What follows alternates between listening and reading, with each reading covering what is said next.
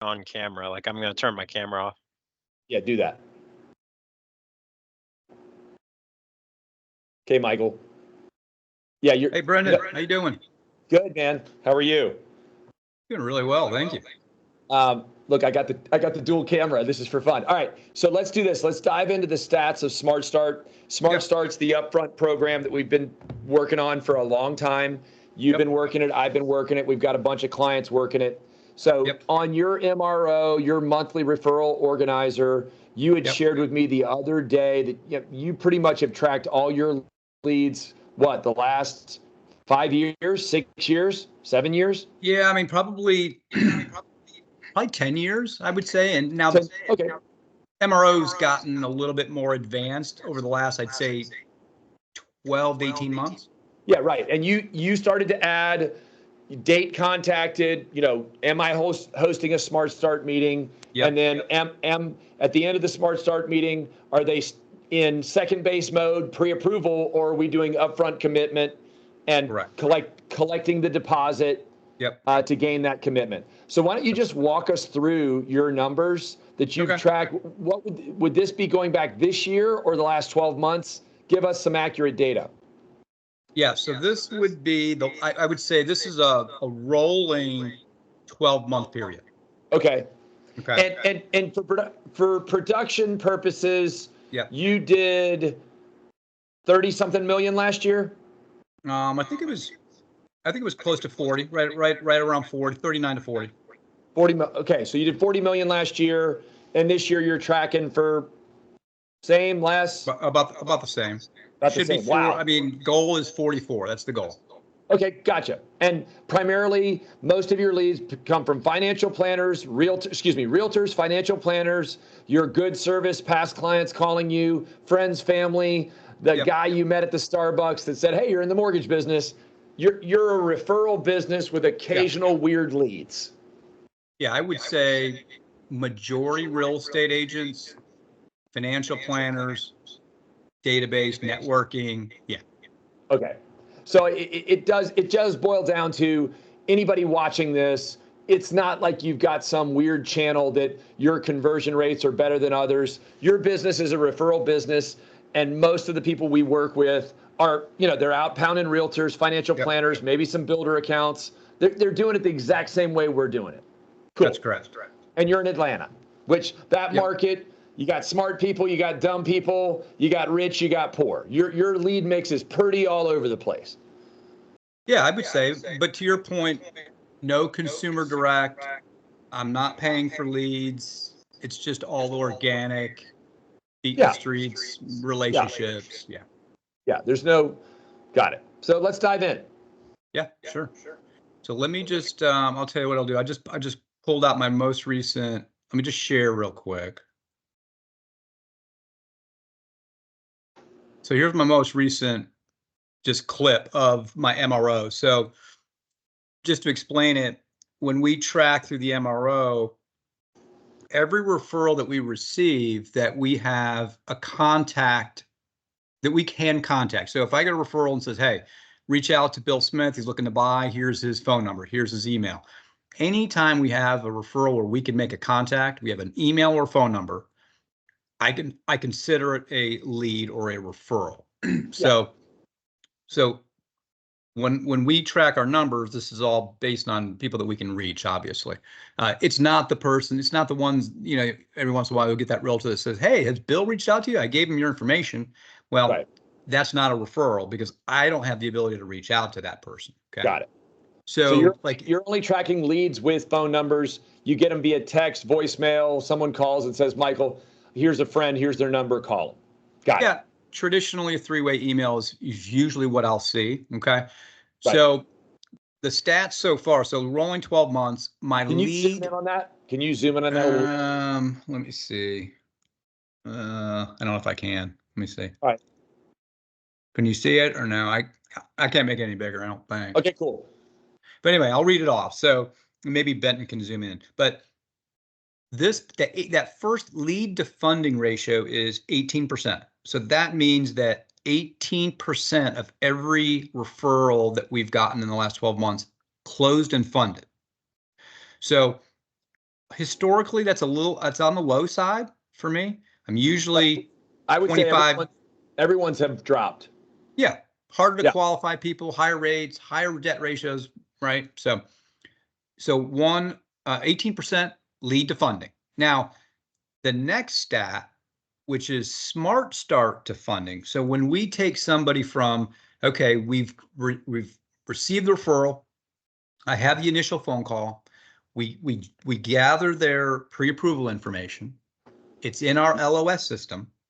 My team or I will then set up our Smart Start meeting, which is obviously that's the meeting where we go through that's where all of the magic happens, right? That's where we explain the products they qualify for. We're talking about budget, cash to close, showing some real life scenarios on purchase price ranges, and we're answering a lot of their questions. So once we have that set up and we have the meeting, we'll check another box. So we've had that Smart Start meeting. If I have a Smart Start meeting, the closing percentages go from 18% to 58% funded. So it's a big jump. So what actions are they taking from lead to Smart Start? Well, they're filling out the application, right? The online app. They're uploading information, most likely income, asset documents. We're setting up the meeting, and they're either in our office having that Smart Start meeting, or if they're long distance or out of state, maybe they might be on Zoom or a Teams call. And Michael, can I interject real quick? If your initial phone call, you do your triangle, establishing the relationship, maybe do a little bit of fact finding, and then say, hey, I'm going to send you an email outlining what Smart Start is. There's a link to fill out the details. Yeah. On that 55%, whatever the percentage is in the 50s, I mean, would you say sometimes, people might just upload a pay stub and then you still have the meeting, you pull credit, it's good, and they're like, oh, I'll get my bank statements later? Or how often is it they fill out everything to get to that 55%? To get to that 58%, they're filling, I mean, yes. I mean, to answer your question, if they're interested, they show commitment, maybe they just didn't have a chance to upload everything, but we see that, there's obviously a loan there. And even if there's not, most of these, there is a loan there. I would say 95%, there's a deal there. Okay. Right. Once in a while, if we don't think maybe it won't work right now, but maybe we can give some coaching advice and get them to that point relatively soon. We're still going to have the meeting. We still need deals next year and in 6 months. And honestly, if they're in for a Smart Start and there's homework and there's value in the meeting, and it's like, hey, come back in 6 months, that's just open-ended on your MRO as a Smart Start held, but they're not dead yet. So they're still they could still be in that conversion ratio later. Yep. It wouldn't be in that shorter window. That's right. We would just move them into, we have a column called nurture, and then we have a timetable of when to call them back. And that's on the MRO form. That's right. Yeah. Nice. So walk us through this last one. Yeah. So the last one is really where it gets interesting. So the TBD deposit to funding percentage is 80%. So what this means is at the end of our Smart Start meeting, we have the ability to collect a deposit of $495 in order for us to complete the underwriting process. And by doing that, we call them our certified buyers. So it's an upgraded pre-approval, if you will, because we're actually disclosing the loan. They are paying a $495 deposit fee to have this completed. We are literally sending it through our underwriting channel, getting an upfront approval. Yep. And they're out shopping with literally knowing that, hey, their loan is 100% underwritten and they're golden. So 8 out of 10 are funding. And I would argue that number, like if we just stopped cold turkey right now and said, okay, let's just let the rest of our TBDs either close or not close, and we didn't take any new leads in, right? We just retired and, we're done with the business, right? I bet that goes to 90% because it's a rolling number, right? This is a rolling live 12-month average. So we're at 80% and we have probably 12 to 15 TBDs in the pipeline right now looking for homes. So here's my thought, Michael, is that, as you know, anything just done over the phone, they don't commit to like filling out the form or coming in. Yeah. And that next step, you're less close to a paycheck, right?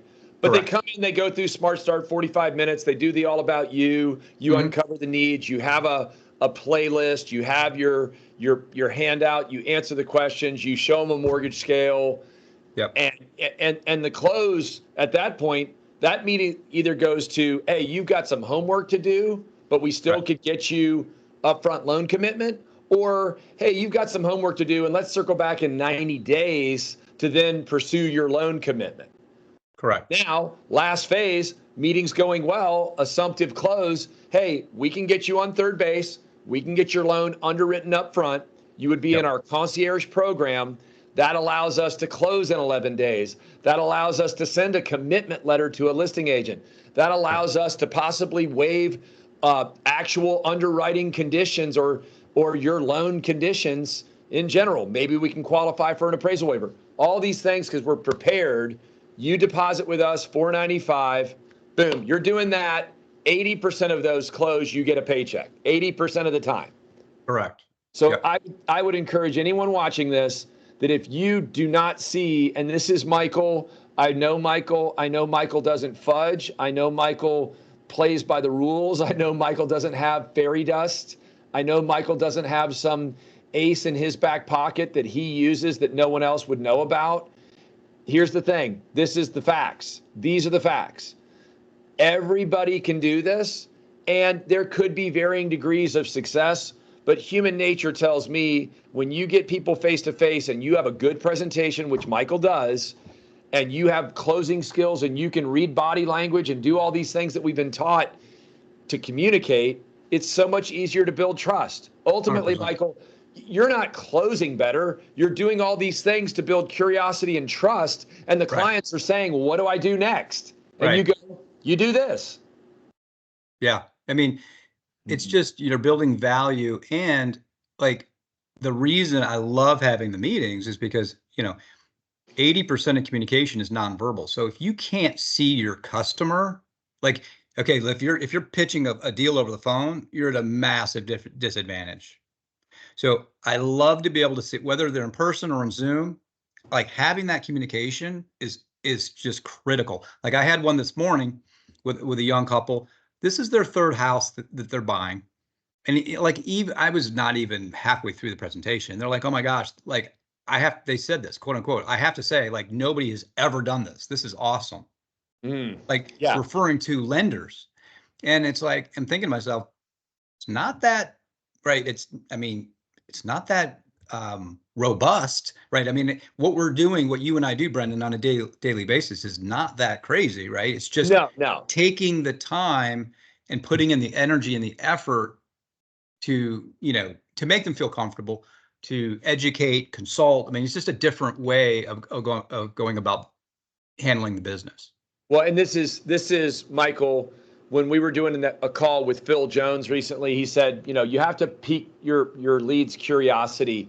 You have to show that you're curious about their situation. Yeah. Curiosity eventually builds to empathy. And empathy is you're caring about what they care about and you're showing that. And then last but not least, when you provide some context for where they are, which is what our meeting does. It lets them kind of see where they are. It lets them ask questions on that all about you form. We talk a little bit about their money and their budget. We talk about what's important about working with a lender. We talk about the fun stuff a little bit. We get this whole picture, and then we're diving into this process. Then we can fill the content. When there's context, then you can fill the content. And I don't believe that we're magicians. I believe we give them context and then they go, Michael, like, dude, you showed me that rent versus own. You did all this. Like, dude, no one's ever done this for me. No one's ever even shown me the principal breakdown. Like, this was so helpful. We're sold. Yep. So. Yeah, simple. Great stuff. Thank you. Absolutely. Appreciate your time. And as always, Michael and I are on every Friday at 8:30 Central going through something fun.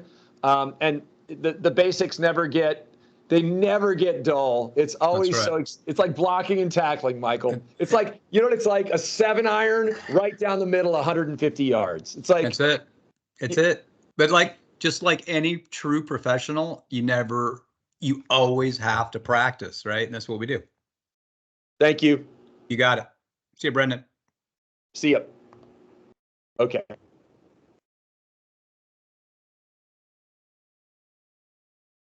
Yeah. Stop recording. Yes. Boom. Stop recording.